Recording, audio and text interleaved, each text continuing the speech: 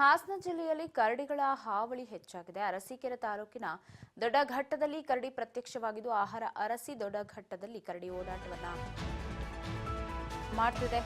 ದೊಡ್ಡಘಟ್ಟದಲ್ಲಿ ಮನೆಯೊಂದರ ಬಾಗಿಲಿಗೆ ಬಂದಿದೆ ಕರಡಿ.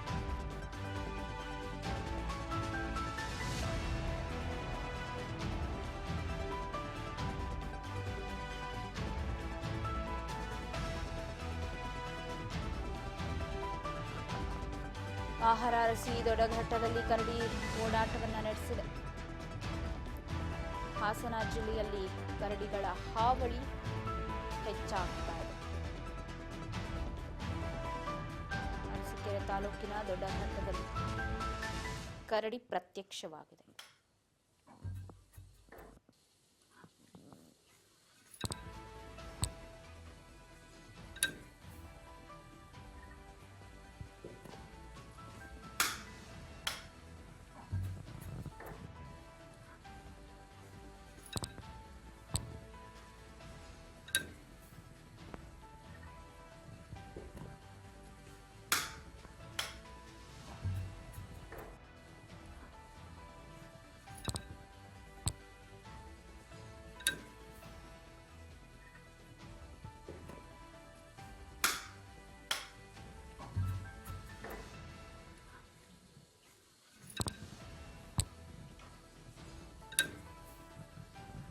ಕರಡಿ ವಿಡಿಯೋ ಮೊಬೈಲ್ನಲ್ಲಿ ಮನೆಯವರು ಸೆರೆ ಹಿಡಿದಿದ್ದಾರೆ.